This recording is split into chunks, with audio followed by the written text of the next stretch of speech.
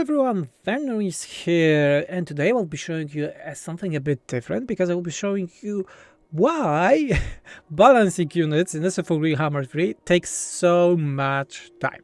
Today's example is a Dragon God from Cathay roster, and I will be showing you more or less how the process is working and looking in terms of balancing a set unit in a mod.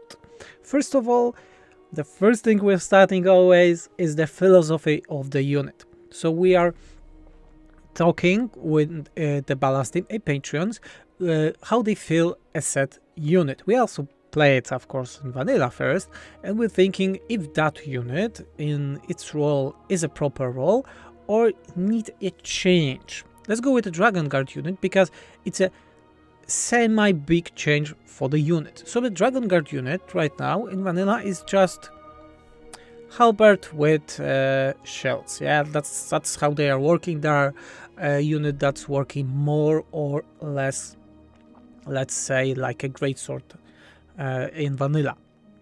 So we decided then SFO that they will be a bit more elite, same cost wise, so 1000 and 100, and we'll be just changing their number of units, so they will be more elite. So less number of unit means that it's harder to kill a single entity of them, so they are performing better for the longer time. With this example, the first table that we always going is the land unit tables. The land unit tables is the table that is indicating most stats for the set unit.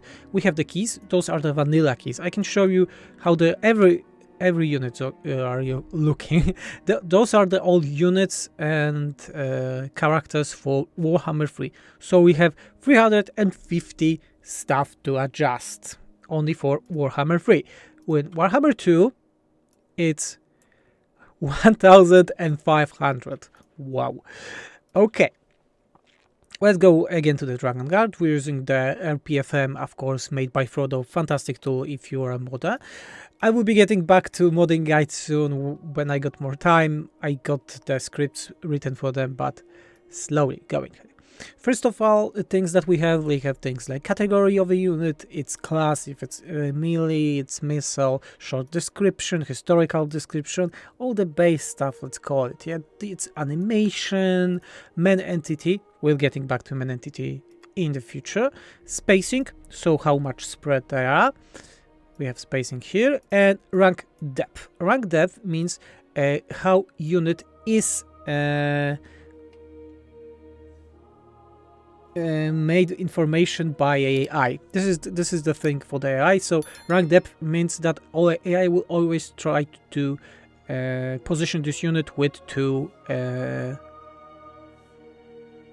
lines of formation. Yeah, 2 lines of formation. Then we have leadership, morale, bonus hit points. It means the hit points per unit. Then we have an armor value, the shield values, and if unit have a missile weapon or not. Ammunition, very important thing in SFO. We are increasing ammunition depending on the weapon type because battles are a bit longer, and we want all the units, also missile units, to perform more or less the same as melee units, not only better like in vanilla. Then we have primarily melee weapon and melee attack, charge bonus, melee defense.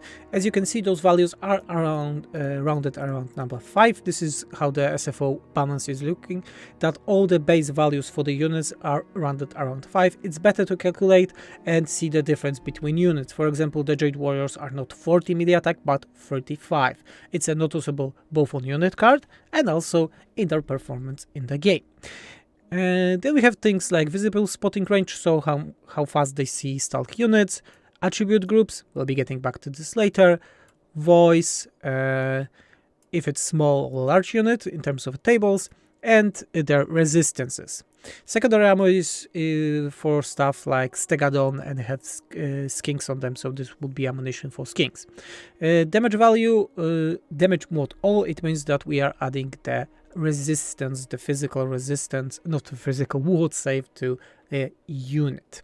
Then we have a EI usage. This is the only way we are able to set how unit is performing on the battlefield. So the AI will be using this unit as melee anti-infantry. The ranged one with range no skirmish. So if something happens, AI will know that this unit should go into the melee because it's good in melee also. Okay. After that, we usually are moving to main unit tables. Similar for a table, but it's setting different stuff. First of all, it's setting how many units it has, and things like its multiplier cost, create time in campaign capacity in campaign, upkeep and recruitment cost. In SFO, we are basing those values on multiplier cost. So upkeep value is 25% of multiplier cost, and recruitment cost is 200% of multiplier cost. Quite easy, I think.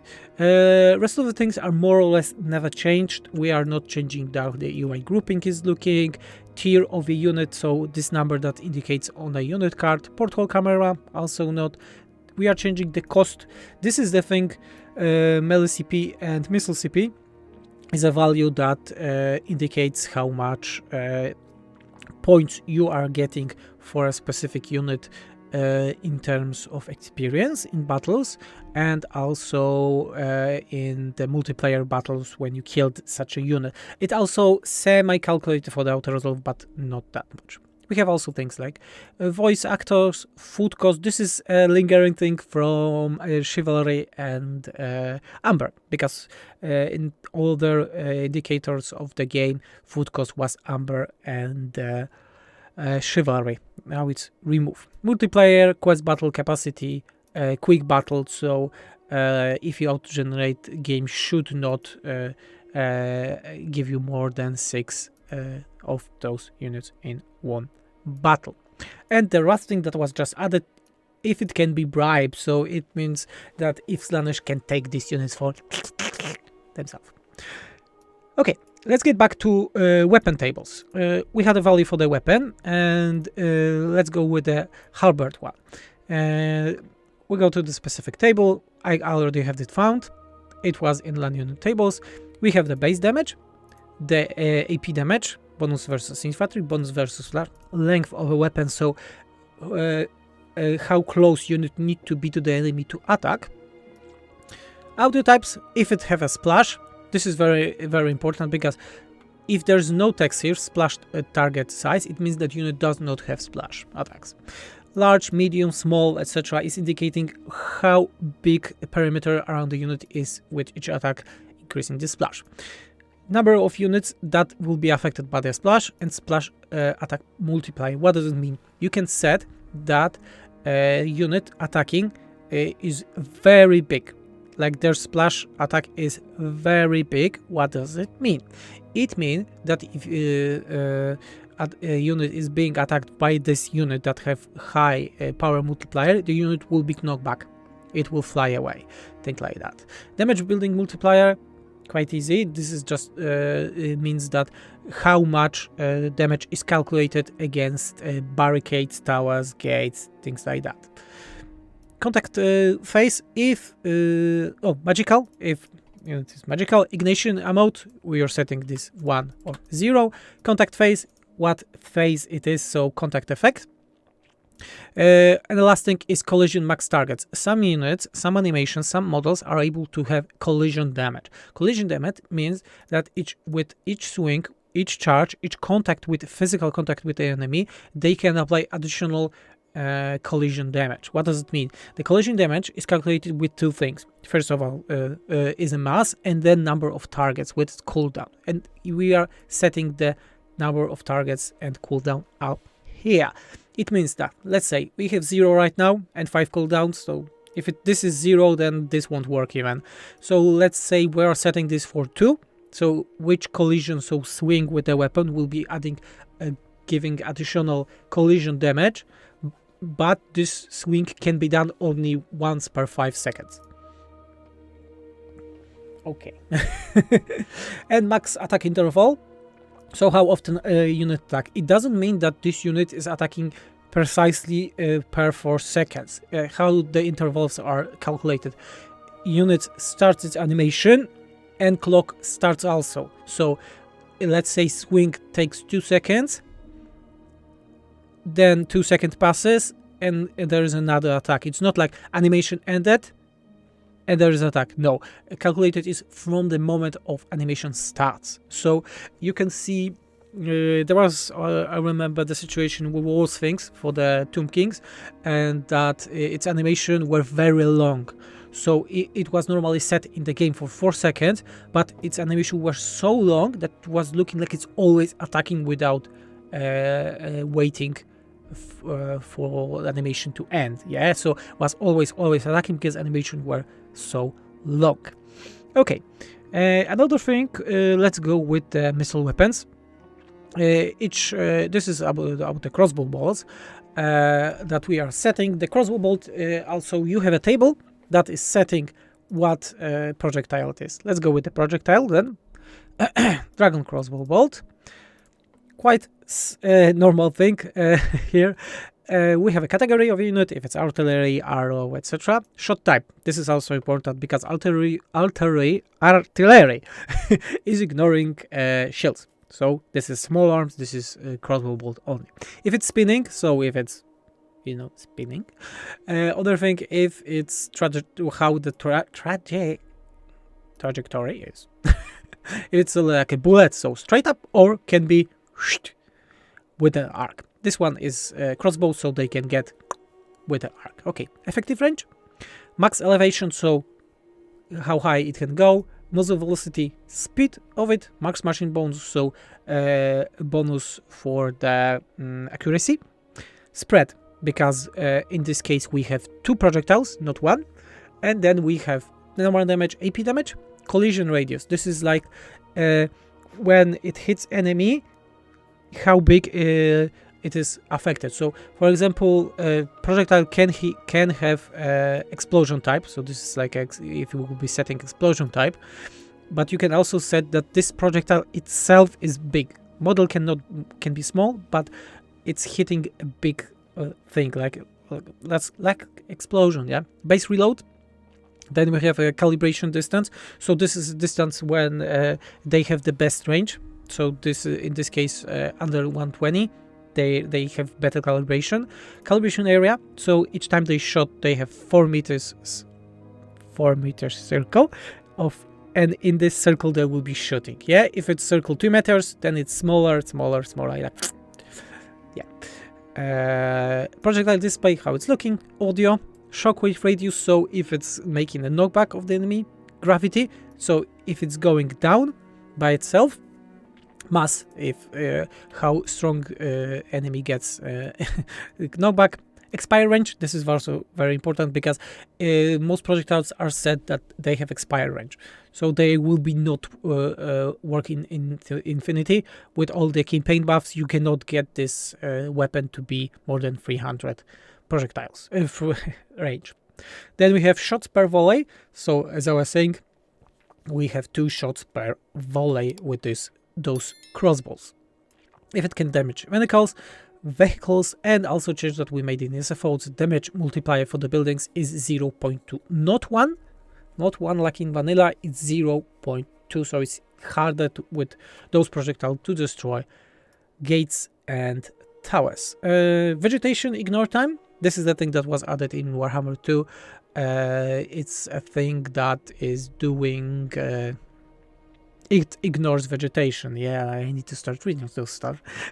So if they are shooting from behind the trees, for 1 second from the moment of shooting, those trees will be ignored.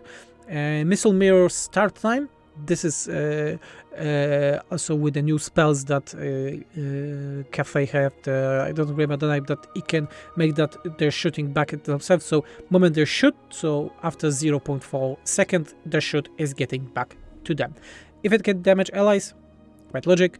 Also, it can be added, have a scaling damage. Scaling damage means that, let's say, we set the scaling damage to 50%, and that depending on unit health to maximum 10% of unit health, the damage is increased to 50%.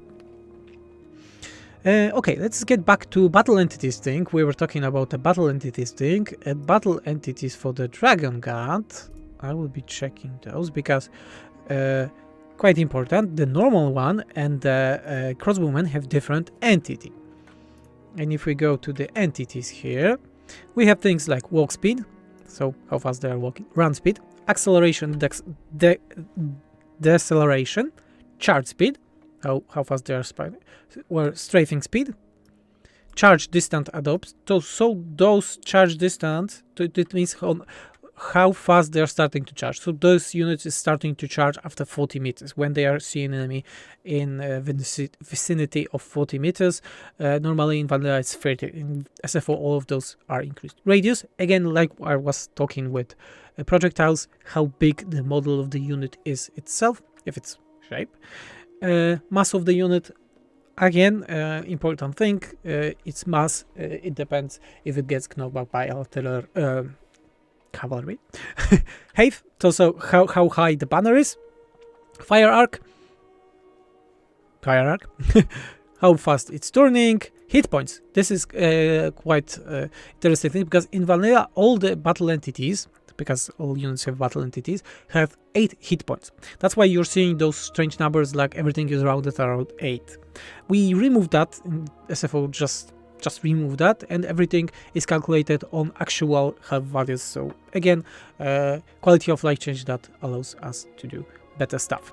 We have a flying speed, not gonna talk about those, their entity effects, if they have lighting, etc. We have things like hit ignore chance and knock interruption ignore chance. So this unit have 25% for each of those, means that it can ignore, have 25% to not be knocked back a little bit or knocked down. In that, if it can climb ladders, you're also setting it. We have a projectile penetration speed chart. Okay, there are a lot of boring stuff here right now, so I won't be talking about them. The only thing that can be done here that's quite important is the jump animation attack chance. So some entities have a very interesting jump attack chance. This is an example again to the Tomb Kings. The Tomb Scorpion is jumping a lot, yeah, and this is it's not normal attack, it's a jump attack. In the unit of Scorpion have very high chance to get that attacks with each of its attack. Yeah. Example good one is with Soul Grinders. They are bursting fire from the ground. This is their jump attack, and they have also the set chance to do such a thing. I'm only talking, you know, and it's like 70 minutes right now, only talking, and adjusting all of this is taking even longer sometimes. Okay, that would be the base stuff. Then we have, let me just check the unit. We have the unit ability. So we need to check, sorry, not here, if the unit have any abilities we want to check. With guard, Dragon Guard, it's simple, it's Harmony Yang and Harmony Ying. But we need to now go to the attributes. I was showing you that there were attribute groups, and attribute groups are working that way, that we have this group.